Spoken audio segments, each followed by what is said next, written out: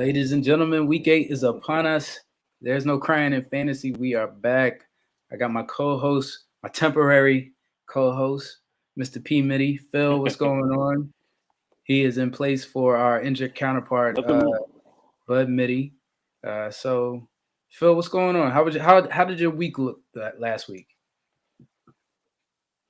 I mean, it was actually one of my best weeks this week. Actually, did pretty good in all of my leagues. A couple leagues I lost, but obviously overall, I think I had a pretty solid week. So, hopefully rounding into shape.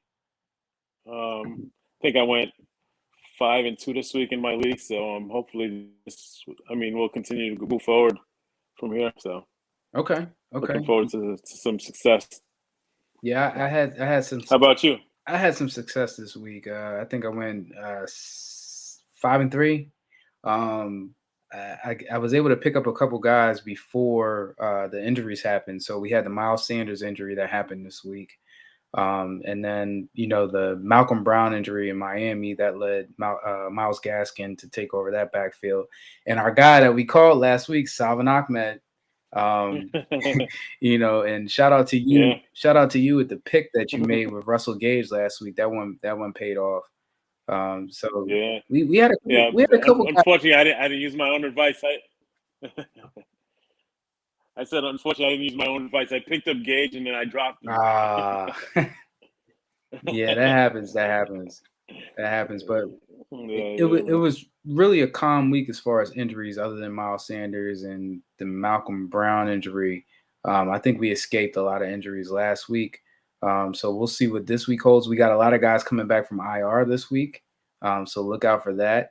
Rob Gronkowski is scheduled to come back. There's a few other people who are supposed to be Jerry Jeudy. Yeah, Jerry Jeudy's coming back. We got a couple guys, and then the next week you have Christian McCaffrey, who may be back. George Kittle may be back next week. So Logan Thomas, if he's out there on your wire, he should be coming back probably this week or next week. So it's a lot of guys out there to look for.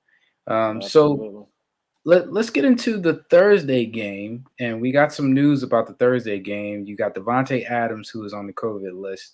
You got Allen Lazard, who is on the COVID list. And where does that leave us? I'm questioning right now, like, do you trust MVS? Like, is MVS the play for Thursday? Personally, I don't trust MVS. He's had opportunities in the past. He hasn't lived up to the hype. He's good as a number 3 receiver, but when he's going to be the main focus, how can you trust somebody like that? I mean, he's not a great receiver. I mean, his routes are not always crisp. He drops passes. This year he hasn't dropped as many. When I went back and kind of looked at some of he didn't drop that many passes, but he's going to be the number 1 guy. They're going to focus the secondary on him. Like, would I trust somebody like that? It's going to be all Aaron Jones and a little of Dylan, but I can't trust him. I trust Tunyon more than I trust MVS, honestly. I mean, he could hit for a big play, but I mean, I don't trust him. Yeah, it's hard for me on a Thursday.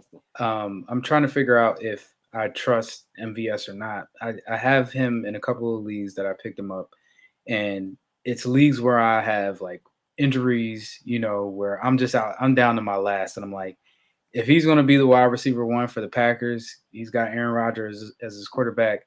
I'll put him in as a flex for that week. So I'm kind of at that point right now where if I don't have better options, and I feel like he's going to get the volume. I mean, like Aaron Jones is going to get the bulk of the volume. I feel like Tunyon's going to be involved, but there is going to be a wide receiver. And I'll tell you who's got. It's going to be Randall Cobb. It's going to be Randall Cobb. It's not going to be MVS. Okay. Why do you think Randall Cobb? Aaron Rodgers brought Randall Cobb back for a reason. Aaron Rodgers brought him back for a reason. He's a possession receiver. I don't think Aaron Rodgers has the trust in MVS like he even has in Lazard. To be honest with you, it's not going to be MVS. If he might catch a touchdown, don't get me wrong, but it's going to be like a broken play. He's not going to make it happen on his own. See, I'm of the mindset where I thought that MVS played pretty well in the beginning of the season before he went on IR. He seemed to be trusted a lot more than Allen Lazard. So I feel like Aaron Rodgers will be looking for MVS, and I feel like he could be a play. I mean, it's not going to be the Devontae Adams like type volume or stats that you're going to be looking for. It's your flex points per game that you're going to be looking for. Can MVS get me 10 plus points in PPR? I think he can, being that number one receiver in that offense. So I think he's worthy of a flex play if you just don't have better options. I could agree with that, but also I still think obviously he was doing a little better early in the year, but he had Devontae Adams on the other side, so the focus was on Devontae Adams. That opened up some things for him. So honestly, I don't trust him. You can play him as a flex. Good luck. I wish you the best, but I wouldn't touch MVS. Yeah, and then I, not to mention they're going up against one of the best defenses in the league this week. So yeah, that absolutely. makes it tough. Yeah. Yeah. So that leads us into our next topic, and it's, do you start the top defenses against good offenses? So we're getting to a point in the season where you may not have the bench depth to hold two defenses. So if you have a defense, let's say that's a top defense, the Bills, the Cardinals, I think Dallas is even one of the top defenses right now. Do you start Tampa. do you start one of your top defenses going up against good offenses, or do you look for a second defense to pick up? That's time to think you can, and I think it's a good move. And if you have a team like Buffalo, like I think I'd start Buffalo against anybody, honestly, if I had Buffalo. But the other teams, I still think, as good as Arizona is and Tampa is, they could still be beat. I think unless you have Buffalo, honestly, I wouldn't start them unless their quarterback is prone to get sacks or turnovers. They could be a powerful offense, but if the quarterback gets sacked a lot, then you go with that defense. If the quarterback throws picks or there's a running back in the backfield that's liable to fumble a football, maybe you go with that defense. But honestly, I think the offense always wins out because they're going to put up their points one way or the other. So unless you have turnover prone or you have somebody who's going to get sacked, you gotta stream defense at that point. And I've done the same thing. I have Tampa Bay in a few leagues. I've streamed when they have had tough competition because I just know that they're going to run up the score and they're going to score a lot of points and they're going to give a lot of points. So let's look at the top 5 defenses so far. You have Arizona that's going against Green Bay. You have Buffalo that's going against Miami. That's a pretty easy matchup to me. You have Tampa Bay that's going against New Orleans. You have New Orleans that's going against Tampa Bay. That's the number 4 defense. And then you have Indianapolis that's going against Tennessee. So those are some tough matchups for the top 5 defenses. And I'm of the mindset of you where defense travels. I feel like you can start a defense anywhere and they can at least be semi-productive. You'll get the one occasion week where they put up, low points or they get blown out. But I think if you have a top 5 defense, you just go ahead and play them and you look for other spots on your roster to fill with flex players. That's well said. I think when you even think about Dallas puts the points on defense, but they give up so many points. But because of Trevon Diggs, he's getting pick sixes, he's catching interceptions, they're sacking the quarterback. No matter if they're giving up the points, like you said, it's going to balance out, and they're going to get their points on the defense. So it can go either way. You got to also look at the team they're playing against. That team's prone to those turnovers. You got it. And Dallas is the number 6 defense, and they're going against Minnesota, and that's a tough matchup too because Minnesota puts up a lot of points. Yeah, very tough. Yeah. Just some things to think about, but I feel like if you have a good defense, play them. More than likely it's going to balance out somehow. You'll get sacks, you'll get turnovers. You just may not get them holding the offense to low points. So yeah, I mean, when you're playing defense is not going to score you 20 points unless they're getting turnovers and they're getting a touchdown on defense or special teams. So I mean, like you said, you could play them. It's not rocket science not to play them. I think it's a good move to play them if you had that confidence in it. But Buffalo, I would definitely always play Buffalo. Buffalo's defense, I don't care who you play. You play Kansas City, you have Buffalo's defense.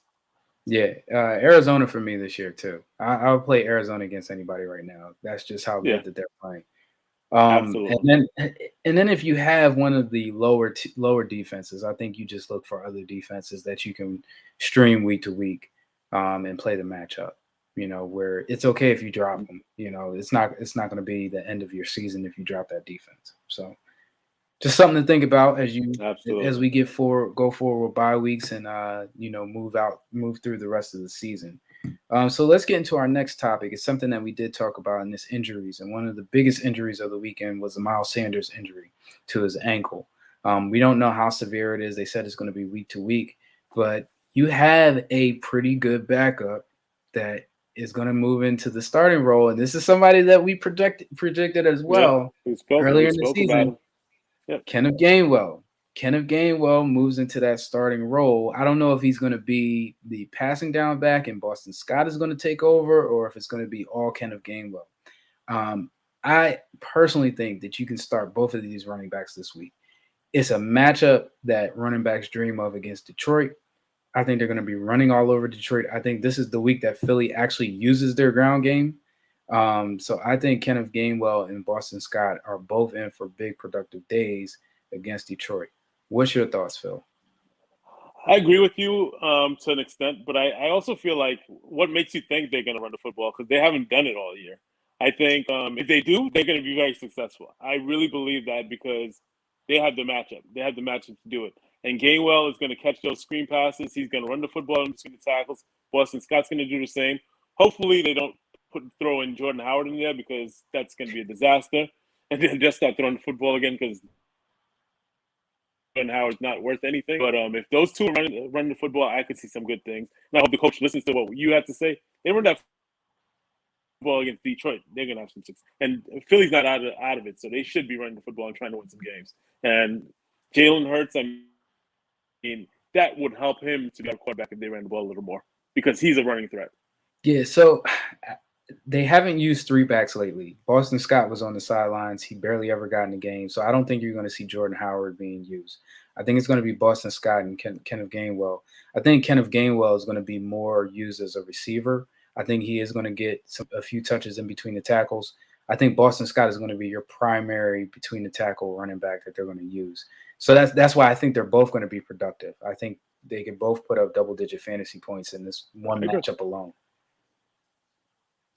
Yeah, I think Gainwell can easily get to 20 just because he had a couple games at 15, 16, and he had Miles Sanders, who's a top back in the league. So I think he definitely could put up close to 20. And like you said, Boston Scott could do anywhere from 12 to 15. Yeah. Easy. So because they both can score a touchdown. So they both can score a touchdown.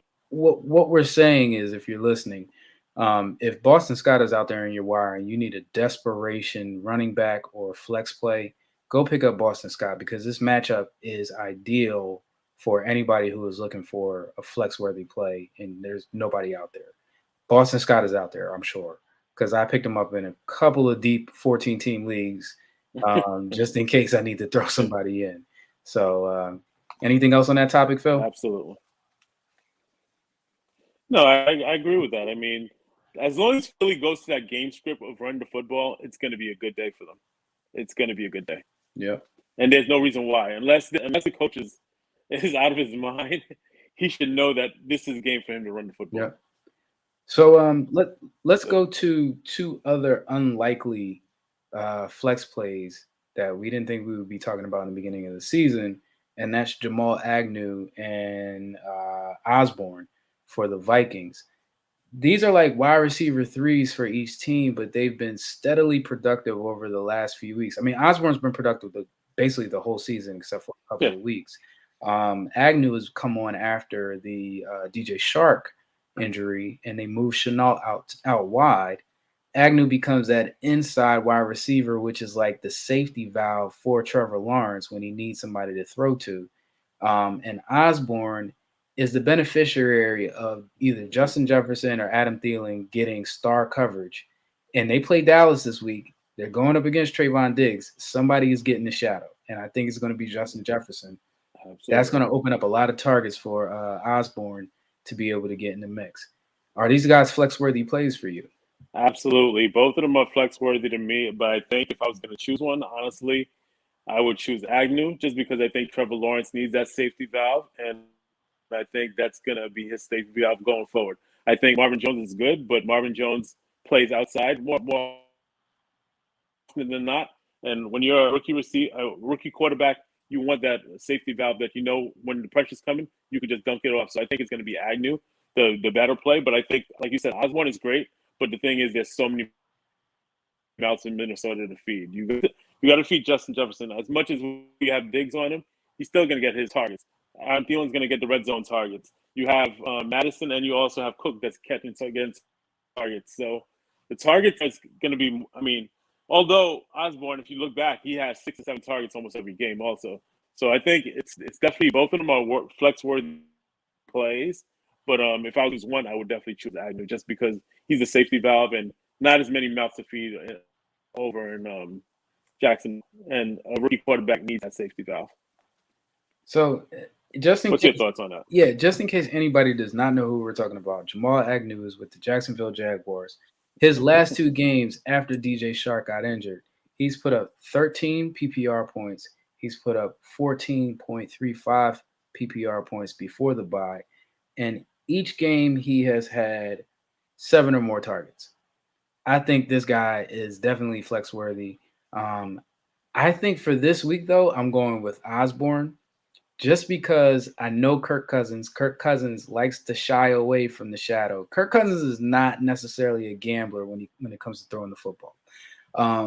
He's going to look for the matchup, and I think he's going to throw more than likely to Osborne if you have that shadow coverage on, let's say, Justin Jefferson or Adam Thielen, depending where that shadow is. I think either one, Justin Jefferson or Adam Thielen, is in for a big day, but I think the secondary receiver is going to be Osborne.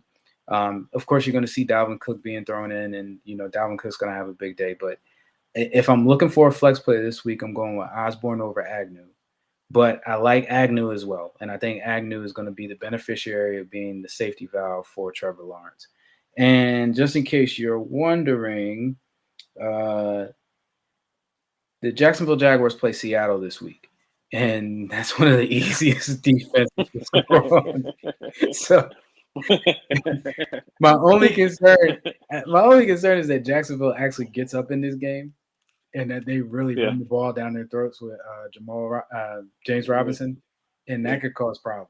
So that's my only concern. But I think Dallas and Minnesota is going to be a shootout. I think it's going to be a high-scoring game, and I think you could look to Osborne being a solid flex play. Agreed. Again, my choice is Agnew, but I don't think you go wrong with either one. I think they're both decent flex plays. And I actually looked it up, and both of them I think are under 10% owned in fantasy. So if you need somebody, go get them. Look at this. There's no Cryin in fantasy. We are dropping gems on you right now that a lot of other people are not talking about. So Jamal Agnew's out there. If Osborne is out there, go pick those guys up. If Boston Scott is out there, go pick him up. We gave you Salvin Ahmed last week. Malcolm Brown got injured. Go pick him up. So just come to us for all your advice. Think about it. I gave you Heineke last week. He put up, I think, 22 points last week. He did. I wasn't a Heineke fan, but you were right. Yeah. Heineke was a good call last week. So let's talk about QB streamers. Now that we're talking about what we called last week, QB streamers. Who are your QB streamers for this week? There's 2 guys I truly love, but there's 4 guys total I think that can have really good weeks. But 2 guys I love Danny Dimes this week. I think Kansas City is going to be playing with a chip on their shoulder. They're going to run up that score, and the Giants are going to be playing catch up. And Danny Dimes is going to become Blake Bortles. He's going to be running all over the place. He's going to have to scramble for points. He's getting his weapons back. Hopefully, Kadarius Toney's coming back. Hopefully, Sterling Shepard's coming back, and possibly Saquon. So his weapons will be back. I think it's going to be a shootout against Kansas City. Kansas City will probably still win by 20, but it's still going to be a lot of points for the Giants to get. I don't know if you know what the over-under for that game is, but I have to believe it's a high over-under. I don't know. That's my number 1 streamer. And then my second one, it's going to – oh, go ahead. No, I was going to say I don't know exactly what the over-under. My second one is Matt. Gotcha. But my second one, again, we spoke about him last week, is Matt Ryan. He's going up against Carolina. I think Carolina hasn't shown any. I mean, they have a good defense, but they haven't really showed it. But Matt Ryan has been playing out of his mind lately. He got Calvin Ridley back.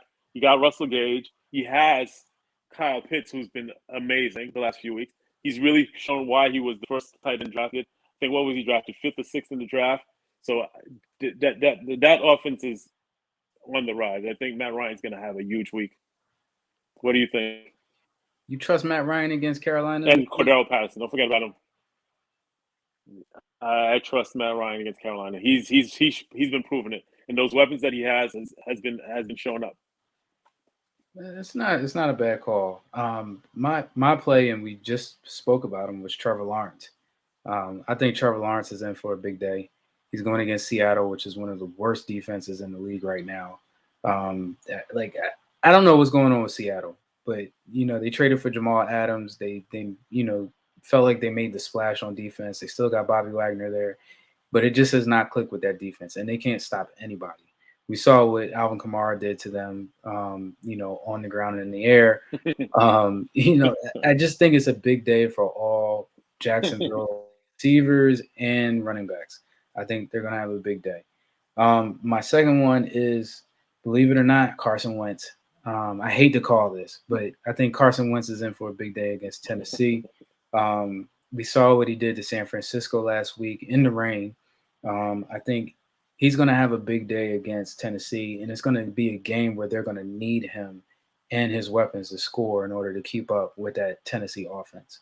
So I think the matchup is there for Carson Wentz to have a big day.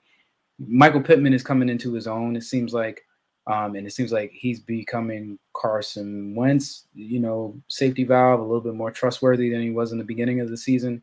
Mo Ali Cox has become a good red zone target for him. Yeah, and they're starting to use Jonathan Taylor in the passing game a little bit more. Nyheim Hines is kind of being phased out. So this offense has some upside to it. I think Wentz could see some big numbers against Tennessee. I just have a little pushback on your call with Indianapolis. I think Carson Wentz has been doing well, but again, I think Tennessee, after what we saw to Kansas City this past week, you think Carson Wentz is going to be able to do it if Mahomes wasn't doing it? I mean, just a question for you. I do. Let's see. Just give me 1 second. First, I'm going to pull up Wentz's numbers, right? So Wentz started out rocky in the beginning of the season. I mean, other than the Seattle game, he had 22 points in the Seattle game, 19 against the Rams, 7 against Tennessee the first game, and that was away. After that, Miami 21, Baltimore 26, Houston 21, San Francisco 24. I think they're starting to click now. In the beginning of the season, he was injured. He had that double ankle fracture, ankle sprain. Yeah. And I think that now that he's back, he's healthy. The offense is starting to click a little bit more. We're starting to see them kind of running a little bit more fluidly than they were in the beginning of the season. I don't think you're going to see the game that you saw against Tennessee, and it was in Tennessee, that game. They are at home this game. So I'm putting my money on Wentz for this week. It's not a call that I like to make. It's not something that I want to make. Like, I don't want to be like start Wentz, but I know. I think it's there for this week. Now, give me a second, and I'll pull up Tennessee's numbers because Tennessee's defense has been bad. The game against Kansas City, I think, was a fluke. I think it was more on Kansas City than it was on Tennessee. But let me pull up their numbers. 1 second. So Tennessee's defense every week. Arizona, 0. Seattle, 1. Indy, 3. The Jets, 3. Jacksonville, 13. Buffalo, 3. And then Kansas City, 17. I think it's just fluky. Like, they get up for certain games and they don't get up for other games. Like, I think they just got up for that Kansas City game. And we've seen defenses have success against Kansas City this season. I think it's more of an indictment on Kansas City than it is on the defense. And then the only other game that they've had double-digit points was against Jacksonville. And Jacksonville is not a great team. So, if I'm putting my money on a quarterback to go up against the defense this week, it's Carson Wentz going up against Tennessee because I don't think Tennessee is a great defense. You made some valid points. I think you could be right. I mean, I might pick up Carson Wentz after what you said just because he might work out. I mean, you made some really valid points, so I appreciate that. I do have one more sneaky quarterback for everyone, and it's a revenge game, and that's Jameis Winston. He's going to have that garbage time, and it's going to be time for him to play against Tampa Bay, and he's going to want to show them up. And Sean Payton's the type of coach that would love for them to beat Tampa Bay. and let Jameis go off. So I think Jameis Winston's in for possibly a big game. He's probably going to throw 3 interceptions and probably 3 touchdowns, but he's going to have a big game because I think it's a time for you to fire up Callaway and Traquan Smith because Jameis is going to be chucking the football. He's going to be chucking, trying to score. I will never fire up Callaway or Traquan Smith. I'm sorry. It's not until Michael Thomas comes back that I'm firing up any Saints receiver. I have Callaway. But I cannot trust Callaway at all. If he couldn't get it done against Seattle, I can't trust him. Now, Jameis, on the other hand, I do think he's going to be somewhat productive because they're going to have a hard time running the ball. I think you're going to see Kamara get involved in the passing game. That's just of course what it is. Hopefully Taysom's not back. That's all. Right. But they're not gonna be running the ball against Tampa Bay. They are going to be airing it out. But I just cannot trust any receiver enough to put them in my lineup. Jameis, yes, because I think Jameis is going to find ways to get it done. But I can't trust the receivers. Speaking of that, those guys, I had high hopes for Callaway. I did too. But speaking of that, so as we move into this Tampa Bay New Orleans game, there was a trade made right before we got on, and that is the Mark Ingram trade. Mark Ingram has been traded back to the Saints. How does this affect New Orleans, and how does this affect Houston? Orleans just needed a backup. I mean, the rookie went down; they needed a backup. That's what Mark Ingram's going to be. He's going to be in there for about 6 to 7 carries a game. That's it for him. But I think the fantasy implication it's going to have is going to be in Houston. I think it's going to open up a little up for some up for David Johnson. I think David Johnson will definitely benefit a little from that. I think he's going to catch the ball out of the backfield. He'll run a little more between the tackle. He'll probably average about 10 fantasy points a game. But that's the only implications. I think Mark Ingram is just there to spell Kamara every once in a while because Ty Montgomery's not the answer behind Alvin Kamara. You needed somebody who could run between the tackles, and that's not Ty Montgomery. Yeah, I agree. I think everybody's hoping for that 2018 or 2017 Saints team where they were both the dynamic duo. I don't think that's going to happen. It's all Kamara. Ingram will be in for a couple plays, but I think in Houston, everybody's betting on Phillip Lindsay. I'm betting on David Johnson. I think David Johnson is going to be the far better back. I think he's going to be the one used in the pass game.